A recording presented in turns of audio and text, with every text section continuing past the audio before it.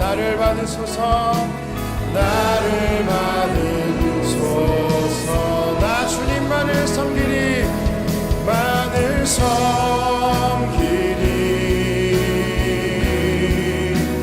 헛된 마음 버리고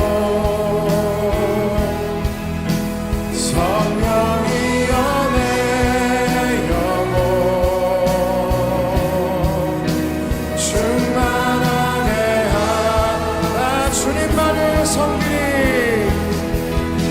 주님만을 섬기리.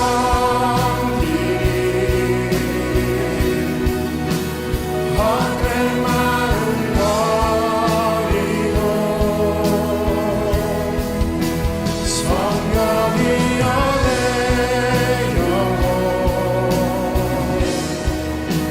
충만하게 하소서. 주님 앞에 내 생명 드리리라. 마태복음 4장 12절에서 25절까지의 말씀입니다. 저와 함께 한 절씩 교독하면서 읽도록 하겠습니다. 예수께서 요한이 잡혔음을 들으시고 갈릴리로 물러가셨다가 나사렛을 떠나 스불론과 납달리 지경 해변에 있는 가버나움에 가서 사시니 이는 선지자 이사야를 통하여 하신 말씀을 이루려 하심이라. 일러스되 스불론 땅과 납달리 땅과 요단강 저편 해변길과 이방의 갈릴리여, 흑암에 앉은 백성이 큰 빛을 보았고 사망의 땅과 그늘에 앉은 자들에게 빛이 비치었도다 하였느니라. 이때부터 예수께서 비로소 전파하여 이르시되 회개하라, 천국이 가까이 왔느니라 하시더라. 갈릴리 해변에 다니시다가 두 형제 곧 베드로라는 시몬과 그의 형제 안드레가 바다에 금을 던지는 것을 보시니 그들은 어부라. 말씀하시되 나를 따라오라, 내가 너희를 사람을 낚는 어부가 되게 하리라 하시니 그들이 곧 그물을 버려두고 예수를 따르니라. 거기서 더 가시다가 다른 두 형제 곧 세베대의 아들 야고보와 그의 형제 요한이 그의 아버지 세베대와 함께 배에서 금을 깁는 것을 보시고 부르시니 그들이 곧 배와 아버지를 버려두고 예수를 따르니라. 예수께서 온 갈릴리에 두루 다니사 그들의 회당에서 가르치시며 천국 복음을 전파하시며 백성 중에 모든 병과 모든 약한 것을 고치시니 그의 소문이 온 수리아에 퍼진지라. 사람들이 모든 앓는 자 곧 각종 병에 걸려서 고통당하는 자, 귀신 들린 자, 간질하는 자, 중풍병자들을 데려오니 그들을 고치시더라. 갈릴리와 데가볼리와 예루살렘과 유대와 요단강 건너편에서 수많은 무리가 따르니라.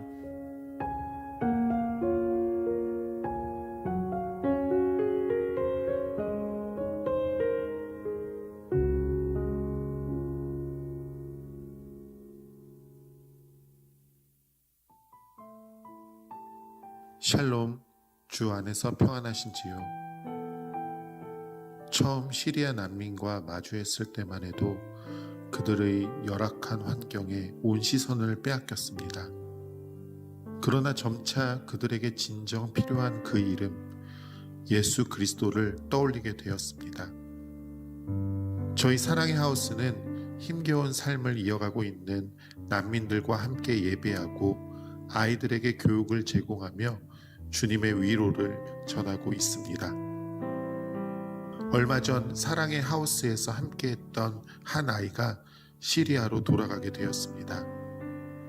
아이의 이름은 빅토리아. 빅토리아는 자신의 마음과 상관없이 아버지의 명령에 못 이겨 시리아로 돌아가야만 했습니다. 그리고 얼마 지나지 않아 히잡을 쓴 빅토리아의 사진과 함께 성경을 빼앗겼다는 가슴 아픈 이야기를 전해 듣게 되었습니다. 저는 하나님의 뜻을 여쭈었습니다. 빅토리아가 마치 누구 하나 기댈 곳 없는 광야로 쫓겨간 것 같이 느껴졌기 때문입니다. 그런데 이내 놀라운 소식을 전해 들었습니다. 빅토리아가 학교에서 복음을 전했다는 것입니다. 그날에 예루살렘에 있는 교회에 큰 박해가 있어 사도 외에는 다 유대와 사마리아 모든 땅으로 흩어지니라. 그 흩어진 사람들이 두루 다니며 복음의 말씀을 전할세. 저는 오늘날에도 동일하게 흩어진 자를 통해 일하시는 하나님을 경험하였습니다. 세상은 빅토리아의 성경은 빼앗았지만 마음에 자리한 하나님의 말씀을 빼앗지 못했습니다.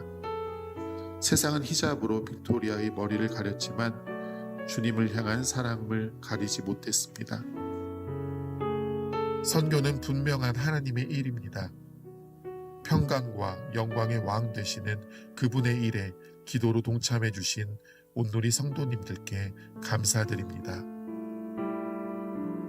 때문에 제가 7년 동안 먼저 공동체를 포천에서 하고 이제 그거는 이제 또 문을 닫게 된 것이 그 공동체의 터를 빌려줬었어요. 무상으로 7년을 임대해 주신 셈인데 그것을 사용하다가 이제 본래 또 월 목적대로 쓰시겠다고 그래가지고 그걸 돌려드렸어요. 근데 이제 그때 기도의 인도하심이 7년 동안 경험한 그거 또 실패 반 성공 반 여러 가지 교훈이 있었는데 그것을 다음 공동체를 만들면 된다. 그래가지고 터를 찾으러 3년을 다녔어요. 근데 그러면 어떻게 되느냐? 이 공간이 넓어야 돼요. 그 사람이 자연 속에서 치유가 되거든요.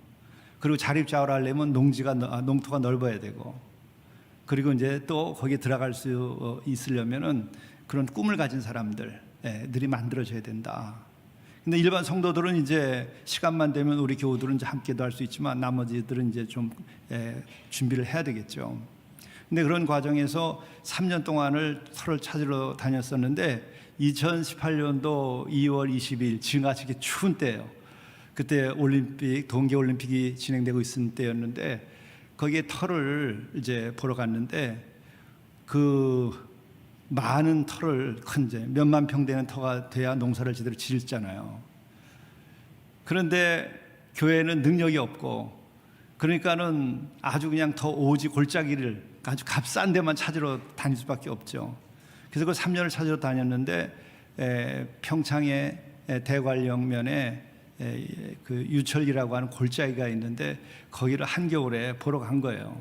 그랬는데 그 22일 날 눈이 산에 있으니까는 미끄러져 가지고 차도 큰일 날 뻔했고 또 그 상황에서 밖으로 나오다가 우리 장로님이 있는데 여자 장로님이세요.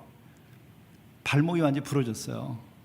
근데 영하 20도는 되고 또 발목이 부러져서 움직일 수가 없으니까 그냥 누워 있을 수밖에 없었고, 그러니까 제가 이제 그 방한복을 벗어서 밑에다 깔아드리고, 그리고 우리 집사님은 이제 119 부르러 나가고 119가 어디 찾아오질 못하는 거예요. 그리고 통신도 잘 안 되고 아주 산골짜기라서. 그런데 그게 오후에 그런 일이 있었는데요. 해가 지도록 119가 못 찾아오는 거예요. 근데 그 과정에서 추위가 몰려오는데 견딜 수가 없더라고요. 근데 누워있는 그 장로님은 또 얼마나 춥겠어요. 근데 그 상황에서 내 자신이 너무 비참해지는 거야. 근데 또 나는 나지만은 또 하나는 아니 이 교우들을 데려다가 이게 지금 뭐 하는 건가? 그리고 그 장로님은 저 여자 장로님이신데다가 이제 2월 22일인데 3월이면은 이화대학의 아주 보직 교수이신데 이제 학교에 가서 일을 하셔야 되잖아요. 그런데 이제 발목이 저렇게 부러졌으니 이제 일도 못하고 학교도 이제 큰일이 난 거죠. 그러니까 제 자신이 너무 비참해가지고 야 이거 정말 이럴 수가 있는가. 그때 정신이 나더라고요. 터를 찾으러 다니는데 제가 계약금도 없이 3년 동안을 몇만 평 터를 사러 다닌 거예요. 그래서 제가 너무 미쳤구나. 제가 미쳤다는 걸 그때 처음 알았어요. 그리고 또 하나는 내가 제정신이 아니구나. 정말 그런데 계약금도 없이 어떻게 이걸 이렇게 몇 년 동안 찾아다닐 수가 있었나. 근데 이제 그거를 발견하면서 이건 못하겠다. 이게 어떻게 가능하겠냐. 근데 이제 마음속 한 구퉁이에서는 그래도 이게 먼저 7년 동안과 그 이전에 또 누스킨 사역을 했던 게 있으니까 이 인도하심이 분명하거든요, 사실은. 근데 이걸 부정하려니까 어떻게 할 수가 없더라. 그래서 주님, 이게 증거를 보이시지 않으면 나 이제 더 이상 이거 못하겠습니다. 그리고 이제 요나가 돼가지고 빠져나왔어요. 이제 그날 밤 12시에 우리 장로님 병원에 이제 입원시켜드리고 그 다음날 아침 됐는데 수년 동안 내가 느끼지 못했던 가벼움과 평안함을 아침에 느끼더라고. 우리 장로님한테 미안하지만 그동안에 그 공동체를 세워야 된다고 하는 그 생각 때문에 제가 짓눌려 있었던 거예요. 그러니까 얼마나 평안한지 몰라. 근데 며칠 지나니까 기도가 안 되더라고요. 그 사명감이 사라지니까 기도가 안 되고, 그래도 저는 뭐 편안해요. 그동안에 뭐 이렇게 헌신해가지고 이만큼 사역을 하고 교회도 키우고 또 어려운 이들도 나름은 도왔으니까 그냥 지금 잘 우리 오는 형제들 한 100명 드나드는 이들 잘 모시고 도우면 되겠다.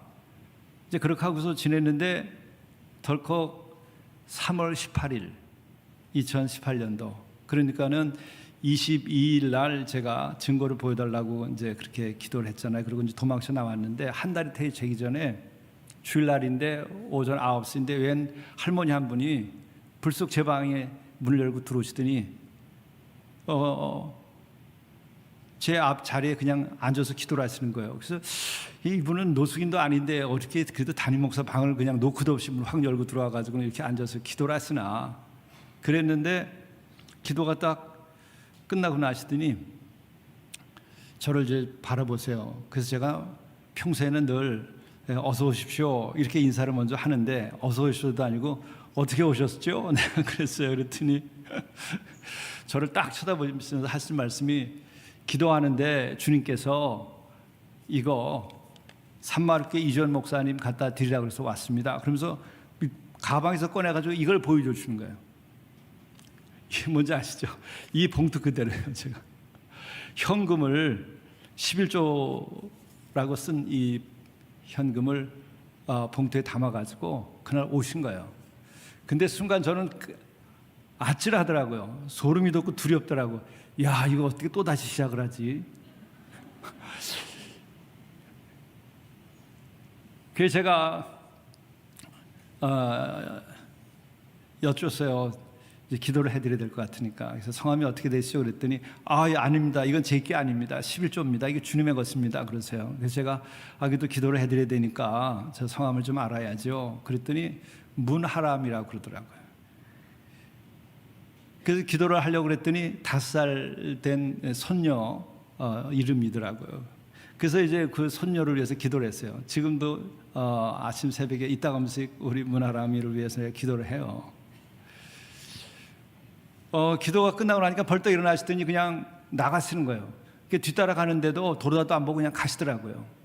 그래서 지금 생각하면은 천사가 왔다 가셨나 그런 생각이 들 정도로 그렇습니다. 근데 혹시 이 자리에 계시는 온누리교회 성도가 또 혹시 아닌지 모르겠어요. 그래가지고 어떻게 하겠어요? 그래서 이것을 우리 재무부에다가 이제 드렸더니 재무부장님도 저랑 똑같은 감정을 가지셨더라고요. 야, 이거 큰일 났다. 두려운 마음이 들고 동시에 큰일 났다.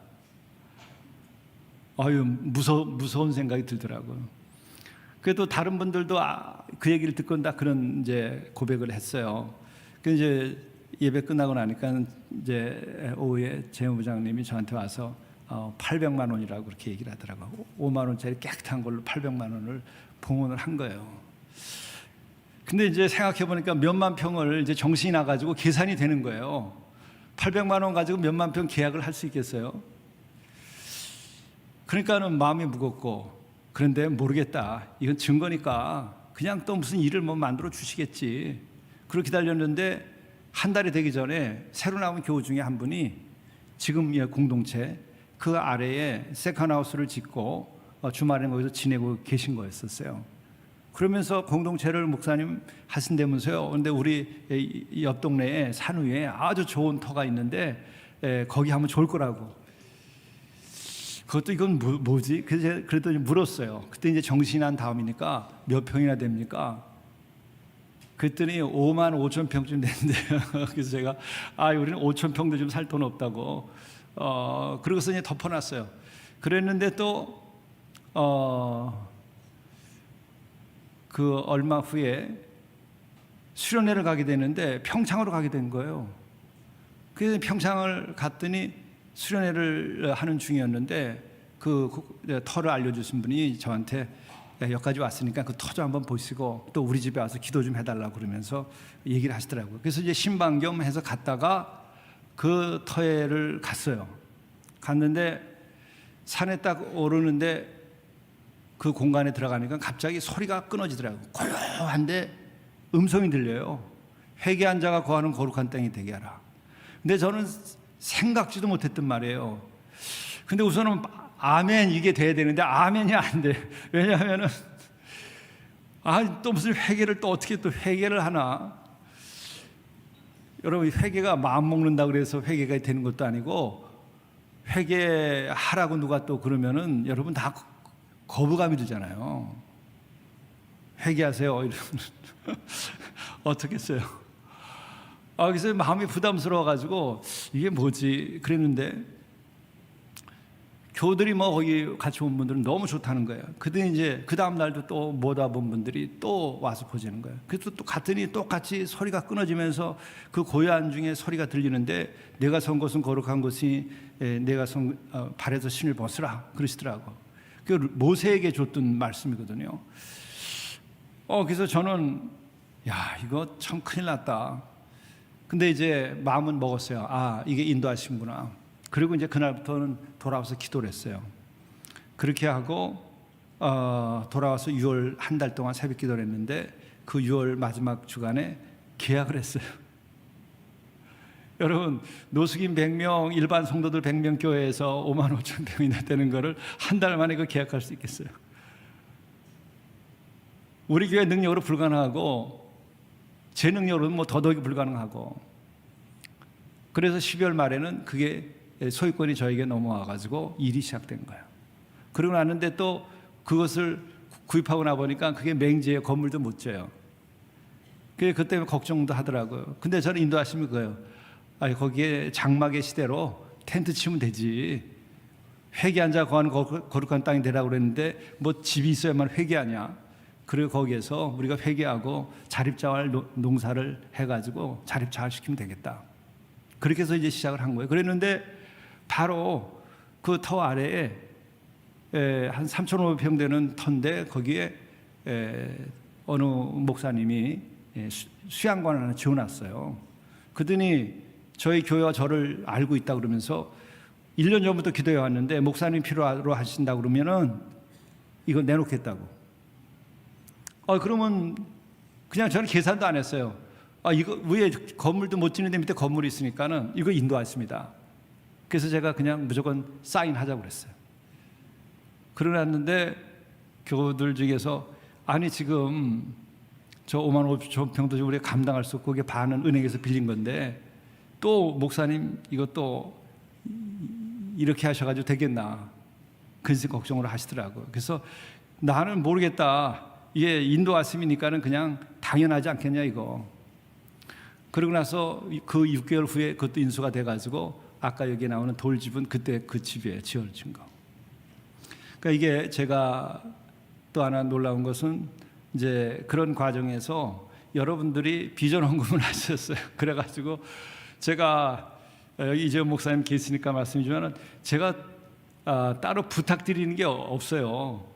근데 그 때에 맞게 중도금 치르는데요, 돈이 한 푼도 없었어요. 근데 이재원 목사님 전화를 하시는 거예요. 그랬더니 우리 비전 헌금 한다고. 그래서 제가 야, 정말 이건 주님이 그냥 하시는 거구나. 이게 제가 한다고 생각이 전혀 안 들고, 그 주님이 온누리교회를 들어서 이거를 또 역사하시는구나. 그러니까는 제가 온누리교회 생각하면 하나님이 함께 하시고, 이재원 목사님 생각하면 늘 기도하시고, 은혜가 충만하다는 생각을 제가 하는 거예요. 서로 대화를 해서 뭐 계산한 게 아니거든요. 그래서 중도금도 여러분 비전 헌금으로 바로 치르게 됐어요. 그때 그 달에 한 푼도 없었어요. 이제 그렇게 해가지고 포기했던 일이 이렇게 이제 이루어져서 지금 아까 보시는 것처럼 만 4년 되면서 이제 자활이 되겠느냐 하는데 이제 되게 된 거예요. 그리고 이제 3년 후에는 아까 또 산비탈의 밭을 15,000평을 또 추가로 만들었는데 그것이 이제 3년 후부터는 또 수확이 되게 됩니다. 그렇게 해서 농사는 이게 치유 농업이 지금 되는 거고, 또 더더욱이 회개하면서 이걸 하게 되면은 더 변화가 빨라져. 그리고 이제 땀 흘려서 일하는 것에 대해서 결과가 나오니까는 자립자활하게 되고. 그러니까 제일 그 어려운 문제는 굉장히 죄송한 일인데, 우리가 어려운 사람을 도와야 되죠. 그런데 자립자활할 수 있다고 하는 그 생각을 갖지 않고서 계속 도움만 받게 되면은 어떤 일이 벌어지게 되느냐. 결국에 그냥 늘 손을 버리고 남들한테 의지하면서 살게 돼요. 하나님의 거룩한 백성이 되려면 정말 일하지 않으면 먹지도 말라, 그런 말씀처럼 내가 그렇게 돼야만 됩니다. 근데 이것을 되는데 이제 결정적인 것이 뭐냐면은 결국 회개가 일어나야 돼요. 그래서 제가 경험하는 게 뭐냐면은 회개한 자가 거하는 거룩한 땅이 되게 하라. 그래서 우리 매일 아침 새벽 기도를 하면서 회개의 시간을 가져요. 그리고 찾아오는 분들도 와서는 그냥 회개의 경험을 하고 가시는 거예요. 그럼 저절로 되는 거예요. 그래서 우리가 어려운 사람들을 의식주를 해결해주고 물질적인 도움을 줘야 됩니다. 그러나 그것이 아니라 그것의 처음이요 마지막으로 중요한 것은 말씀이 들어가고 그것으로 회개가 이루어져야 돼요. 그래야 스스로가 일어설 수 있게 됩니다.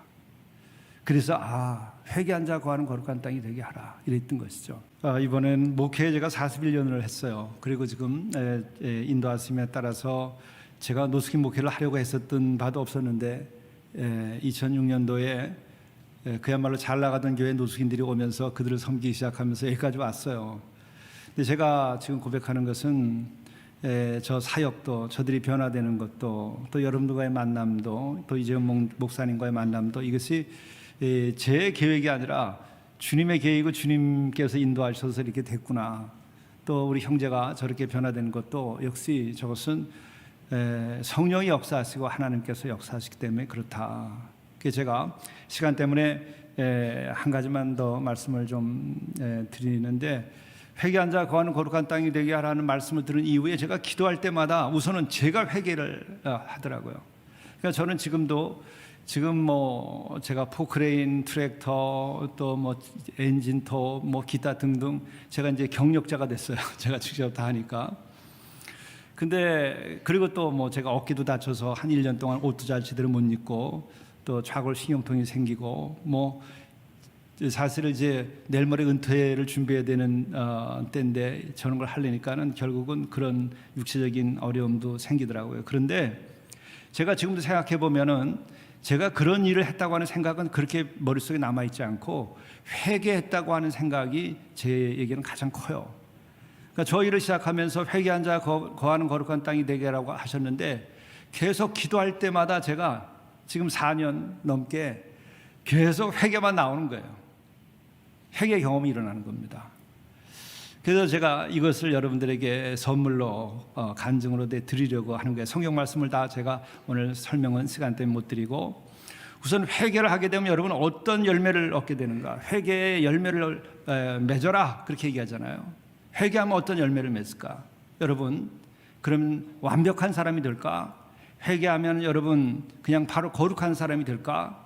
회개하면은 여러분들이 뭐 군자가 될까? 도덕적인 뭐 완성적인 그런 사람이 될까? 아니요, 회개하면 여러분들 예수님을 만나요. 회개하면은 도덕적으로 완전해지는 것이 아니고 예수님을 만나요. 이것이 도덕적인 자기 성찰이라든지 철학적인 자기 반성과 다른 거예요. 우리는 주님 앞에서 회개하게 되는 거예요. 주님 없으면 회개가 안 되는 거예요. 전제가 안 됩니다. 또 주님은 그래서 첫 번째 말씀이 뭐냐면 이 땅에 오셔가지고 그 메시아가 하신 말씀이 그래요. 할 말이 없었겠어요? 중요하니까 첫 번째 했겠죠. 회개하라, 천국이 가까웠다 그러신 거예요. 회개하라. 회개가 그렇게 중요한 거예요. 그러니까 회개에 대한 제 고백만 가지고 책이 한 권 이렇게 제가 그날 쓴 게 그만큼이 되겠어요. 회개하면은 예수님을 만난다. 그리고 또 하나는 그렇게 회개를 하게 되면은 여러분 천국이 나에게 깃드는 거예요. 그래서 회개한 자가 회개하라, 천국이 가까웠다. 그 말씀이 바로 천국이라는 게 예수님이에요. 예수님을 내가 회개하여서 만나게 되면은요, 그 천국이며, 천국이라는 것은 하나님의 통치를 말하는 것이기도 하고 또 공간적 개념도 있는 거죠. 그러니까 그분의 통치가 임하고 천국이 여기 있다 저기 있다가 아니라 내 안에 있다. 내 안에 있는 천국은 어떻게 만날 수 있겠는가? 그것은 다른 게 아니고 내가 회개하면 천국이 임하고 내 안에 생기는 거예요. 그러니까 예수님과 천국이 같이 가는 거예요. 그러니까 이 말씀이 새롭게 들리는 거예요. 여러분이나 저나 회개라 천국이 가까웠다는 거, 그거는 어린 시절부터 그냥 외우고 싶지 않아도, 외우려고 하지 않아도 그냥 외워지잖아요. 그런데 그게 내 안에서 회개와 그 과정이 이루어지니까 천국이 임하더라. 이게 무서운 거예요. 섭리예요. 그리고 그런 회개 과정을 통해서 예수가 내 안에 거하게 되시고 살아 역사하시게 되시고 그리고 천국이 깃들게 되고 그 하나님의 통치가 이루어지게 되니까 어떤 생각이 드냐면 불쌍하게 보여요. 이 사람들이 오늘 말씀도 보게 되면은 그렇죠. 스불론 땅과 납달리 땅과 요단강 저편 해변 길과 이방의 갈릴리여 그러면서 흑암에 앉은 백성이 이러는데요. 이 말씀에서 그냥 오늘 이 땅에 살고 있는 사람들이요, 저렇게 잘 살고 좋은 빌딩을 짓고 뭐 이렇게 살고 좋은 집에서 지내고 좋은 차를 쓰고 좋은 침대를 쓰고 좋은 옷 입고 맛있는 음식을 먹는데 그게 어떻게 보이느냐? 흑암 가운데 있는 걸 보이는 거예요. 노숙인만 흑암 가운데 있는 게 아니고 성도들도 회개하지 아니하고 예수님이 그 안에 깃들지 아니하고 천국이 그 안에 깃들지 아니하면 그 사람들이 흑암 가운데 있는 것이 보여요. 그전에는 제가 부르는 게 큰 학문적인 것을 크게 이룬 사람에 대한 그 부러움을 가질 때도 있었어요.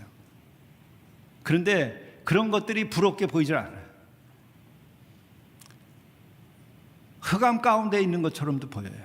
지식이 많아도. 왜? 예수가 없고 천국이 없으면요, 흑암 가운데 있는 거예요. 지식은 있어도 진리가 있는 게 아니에요. 지식이 있어도 생명이 있는 게 아니에요. 지식이 있어도 영원한 곳으로 가는 길이 없는 거예요. 우리 공동체에 이게 그냥 간증이니까 말씀드리는 거예요. 제 아내가 이제 지난해에는 대학에서 은퇴를 했는데 그때 보직 교수로 연구원의 원장을 했어요. 근데 이제 그 연구원들이 16명이 왔는데 다 박사들이죠. 교수들이고. 근데 거기 와서 얘기하는데 그 얘기를 하는 거예요. 목사님 여기 오니까 너무나 행복하대요. 여기 오니까 마음이 너무 편안하대. 여기 오니까는 뭔가가 보인다는 거예요. 그렇게 공부하고 대단하고 논문을 이렇게 쓰는데 그중에 한 분이 그러더라고요. 우리는 늘 연구하느냐고요. 늘 논문을 쓰냐고 연구를 못해요. 그러더라고요. 그리고 우리가 쓴 그 논문 제목도 몰라요. 그게 길이 아니니까 그렇죠. 생명이 아니니까 그렇죠. 지식과 생명은 다른 거예요. 그것뿐만 아니라 큰 빌딩에서 사람들이 점심때 막 쏟아져 서울에 오면 쏟아져 나오는 걸 보면서 흑암에 앉은 백성이라는 생각이 드는 거예요. 또 사망의 땅과 그늘에 앉은 자들에게 이 땅에서 그냥 싸우고 뭐 다투고 또 컴퓨터만 키면은 거기에 서로 그냥 악플을 달고 막 이걸 보면서는 정말 사망의 땅, 사망의 그늘 아래 있는 거구나. 그래서 제가 지난 9월 언제까지는요, 그때 성령의 이 말씀을 새롭게 경험을 했는데 매일 새벽 2, 3시 사이에 깨가지고 가슴이 아파서 잠을 못 잤어요. 그러면서 마음속에 드는 게 그런 거예요. 저를 포함해서 정말 흑암에 앉은 이 백성들, 사망의 땅 그늘 아래 앉은 이 백성들, 이 시대에 이거 어떻게 할 건가? 잠을 못 잤어요. 나는 그것이 회개 과정이었고, 그런데 정말 그날 밤에 9월 25일이었는데 성령이 임하시더라고요. 그러면서 사망아 내 쓰여놓은 곳이 어디 있느냐? 그러면서 마음의 평강이 밀려오기 시작하는 거예요. 그러니까 이와 같은 것들이 성삼위 하나님께서 살아계시니까 회개가 일어나고 치유함이 일어나고 또 말로도 할 수 없는 탄식으로 나를 대신 그렇게 간구를 해주시니까 위로를 얻게 되는 경험을 했어요. 그러면서 이제 회개의 열매로 예수님을 새롭게 만나고 천국이 깃들고 그리고 불쌍히 여기는 마음이 드니까요, 세상에 대해서 부럽거나 또 하나는 다툼이 없어지더라고요. 무슨 일이 생기면은 회개하는 마음을 가지게 돼요. 거의 트랙터도 사진으로 보셨죠? 그 트랙터도 제가 운전을 해서 그걸 쓰는데 지난달과 그 전달을 거쳐서 한 달 정도간에 그 타이어를 4개를 3번을 펑크 내놨어요. 그랬더니 우리 노숙했던 형제 한 분이 3번째 펑크를 내니까, 목사님 밤에 우리 그 뒤에 가가지고 몽둥이를 들고 숨어 있다가 나타나면 머리통을 쳐가지고 그냥 잡자고. 그걸 보는데 제가 정말 마음 같아서는 그래야 할 일도 하고, 또 동네에 이제 반장님이나 이제 주변의 분들은 우리 동네에 이랬던 일이 없었는데 누가 그러냐고, 목사님 얘기만 하면 내가 잡겠다고. 그리고 또 이제 그런 과정에서 경찰서에 또 신고를 하게 됐었어요. 근데 이제 누군가 하는 것을 알게 됐어요. 근데 산 위에서 여러분 그 타이어 펑크 내놓으면요 굉장히 어려워져요. 우선은 AS만 오는데 비용이 30만 원 정도씩 가져야 돼요. 산 속이기 때문에. 그리고 거기 전기도 없어요. 그러니까 그걸 관리하려면 다른 장비들을 가져와야 돼요. 그리고 우리는 이 농사라는 게 일정이 쫓기거든요, 늘. 그렇게 되면은 막 일주일씩 늦어지게 되면 뭐 어떻게 할 수가 없어요. 그러니까 뭐 굉장히 아주 애가 닳죠. 분노는 분노지만은. 근데 누군가를 알게 되니까 제가 회개를 하게 되더라고요. 우리가 정말 허리가 휘고 팔다리가 부러지도록 그냥 우리가 일을 하니까 이게 대견하다고 나름은 보람있게 생각하지만, 저 사람들이 보기에는 목사가, 돈 많은 목사가 내려와서 저런 짓 하고 있다고 생각하겠지. 그렇게밖에 이해가 안 돼요. 왜냐하면 시골에서 트랙터 가지고 있으면 부자예요. 트랙터가 있으면 부자예요. 우리는 우리만 생각했구나. 그러니까 마음속에서 그런 생각이 드는 거예요. 내가 경찰에 신고하려고 여기 왔냐? 예? 내가 정죄하려고 여기 왔냐? 회개하여서 거룩한 땅이 되라고 했는데 사람들이 회개하고 구원받게 하기 위해서 여기 온 거지 못하러 여기 온 거냐? 그러면서 제가 회개의 마음이 들더라고요. 그래서 제 마음속에는 해결을 하고, 그래서 그 집 대접 잘하도록 제가 계획을 세워가지고 추운 겨울에 성탄절에 다 준비를 하고 앞으로도 계속 돕도록 그렇게 했어요. 근데 이게 뭐냐, 주님이 주신 말씀, 그것은 명령이면서 약속이에요. 회개한 자 거하는 거룩한 땅이 되게 하라. 그대로 하게 되면, 명령이니까 그대로 해야 되고, 그대로 하게 되면 거기에는 약속이 이루어져요. 그래서 거룩한 땅이 되고, 또 이것을 만드는데 여러분들도 비전 홍보를 함께 해주셨고, 또 이재훈 목사님이 대화도 하지 않고 계획도 하지 않았는데 기도 가운데 결정을 해서 또 이렇게 힘이 돼 주셨고 이 모든 것이 하나님께서 약속을 이루어 가신다. 그러니까 저는 이제 두려운 마음도 좀 없고 오직 그냥 다 맡기고 순종만 하면 되겠다 이렇게 하고 또 새해를 준비하고 있습니다. 예, 제가 오면은 늘 은혜를 많이 받고 있기 때문에 설교가 한 10분 이상 길어져서 죄송합니다. 예, 제가 기도하겠습니다.